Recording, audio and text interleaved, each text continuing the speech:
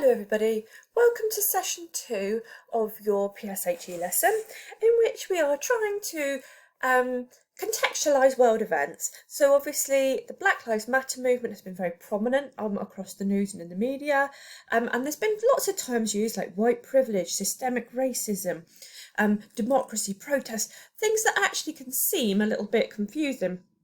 So the aim of these sessions is just to define these terms, to help you understand what people mean when they use them, and to give you an opportunity to hear from people who can talk to you about their experiences of growing up and racism and such like, okay? So first of all, in the last session, we tried to introduce the Black Lives Matter movement.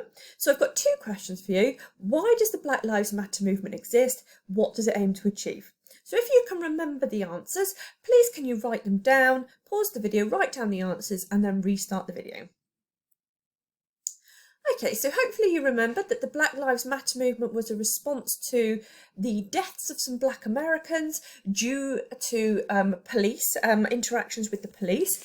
It started online on social media and has grown into a kind of global movement, and more broadly now is aiming to raise awareness of issues of racial injustice and to help people understand how history might have created a world which is not equally balanced across different racial groups.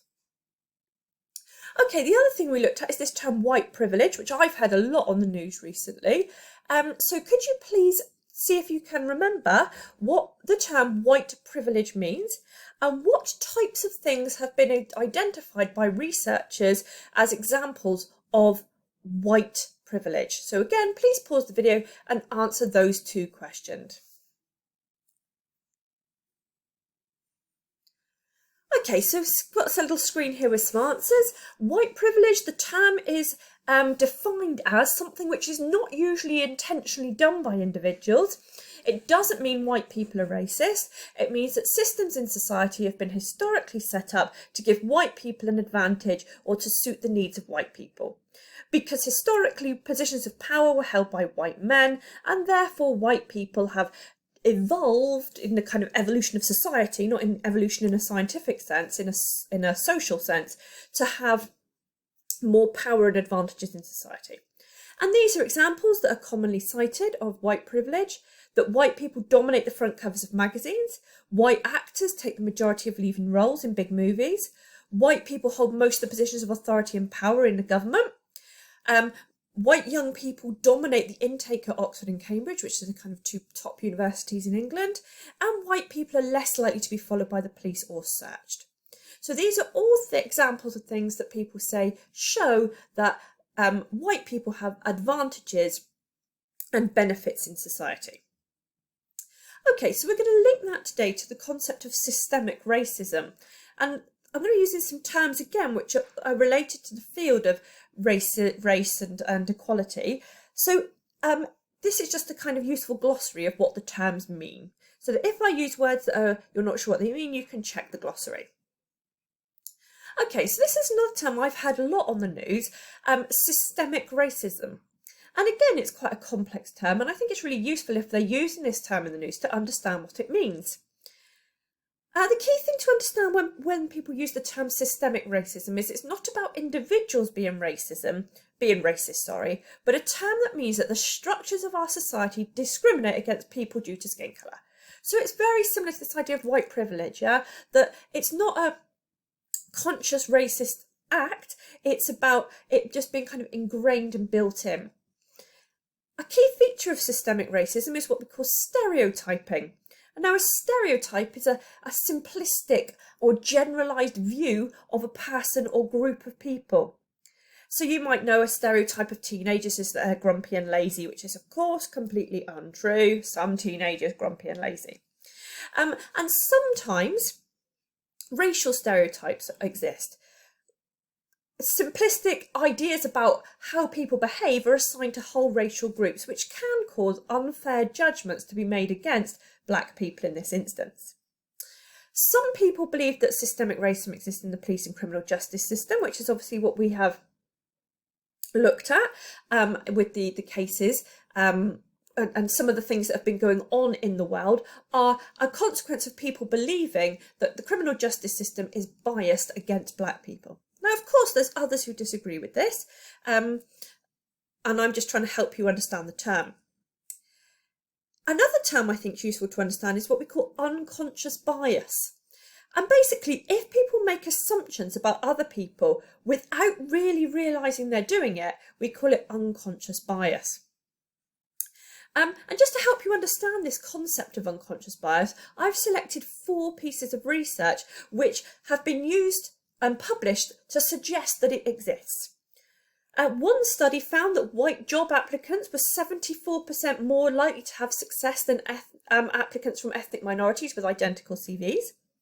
University professors were found to be far more likely to respond to emails from students with white-sounding names. US doctors were found to recommend less pain medication for black and Latino patients. White participants in a study were found to perceive black faces as more threatening than white faces. So that's just a sample of research, just to help you to understand what unconscious bias is, that people might be making judgments about individuals based on, without realising we hold a certain stereotype about a whole group. Now, of course, unconscious bias can mean, and stereotyping can mean, that sometimes people make judgments about other people that they don't know, based on a stereotype of what they believe that person might be like. And, some people tell us that they are made to feel like this, that they feel that they are looked at and people, without knowing anything about them, make assumptions. And I've seen on the news young black people talking about, they feel that there's a certain stereotype that black people are involved in gangs, that young black people are involved in gangs. And sometimes people will assume and stereotype them as being violent and dangerous when actually they're nothing of the sort. So it's a little kind of task here for you to sort of think about in terms of, if this is what some people tell us they experience and how some people are made to feel, how would you think that must feel, and how do you think that must make people feel on a day-to-day basis? Okay, the other thing I'd like to talk to you in this session is this last one about how can individuals contribute to a fairer and equal society. And I've just taken a quote here from Joaquin Phoenix from his BAFTA speech, and he said, he was talking about racism. And he said, I'm part of the problem. I think it's the obligation of the people that have created and perpetuate and benefit from a system of oppression to be the ones that dismantle it. That's on us. Now, of course, there's people who disagree with this perspective, but he basically feels that he benefits from a society where white privilege exists and where not everything is completely fair and just. And he feels he wants to contribute to a world that is fairer and more equal. So he would be called an ally. And an ally is another term that I've heard used in the news and the media. And it refers to people who believe that injustices exist and want to make a change. They are the people who may not be directly suffering due to the injustice, but they want to support those who are. Allies might have more privilege and power than those they support, and they want to use that, their sense that they have that more privilege and power, to bring about positive change. And I think that the main thing, allies make a real effort to better understand the lives and experiences of others. And that's something for life generally, isn't it? The better we understand how other people see the world and how their experiences have shaped their feelings about the world, the greater we can understand each other. On this slide, I've just put some information about what allies believe and do. Allies, as I say, are people who believe that they are more privileged than some other people, and they want to understand how other people see the world, people who perhaps have a different colour of skin to them. They want to understand, how do you see the world that's different to me? They want to help them get their voices heard, they want to support them, and they want to stand against any form of inequality. They want to bring about equality for all. And And you've probably seen in the media that people have been actively doing things to be allies. Some people have been on peaceful protests. Some people have been sharing their thoughts and support on social media. Some people have been trying to learn more. Books written by Black authors have had a spike in sales because people want to understand more about how people who maybe have a different life to them see the world. Some people have been writing to their MPs, and some people have been trying to help the Black community to get their voices out there. Just a quick pit stop. I know there's lots on the media at the moment about protests and what have you, and for some people believe that peaceful protest is a positive way to support this, to show support. But obviously we need to keep in mind that the government advises that due to COVID-19, public gatherings aren't safe at the moment. So if you are interested in finding out more about experiences of Black people or historical figures who are important, the best thing to do is research, to educate yourself. If you want to, there's lots of things you can access, lots of books you can access. There's links on these slides that take you to videos on YouTube, which are some fiction, some non-fiction, being read aloud. All of which allow you to hear about a world or a perspective of the world from people who may have experienced racism or people who come from a different culture. And obviously you can research yourself. So as always, we have an optional task at the end of this session. And what I would like you to do this week is to choose members of the Black community, people who have changed history, and create an information sheet showing what you can find out.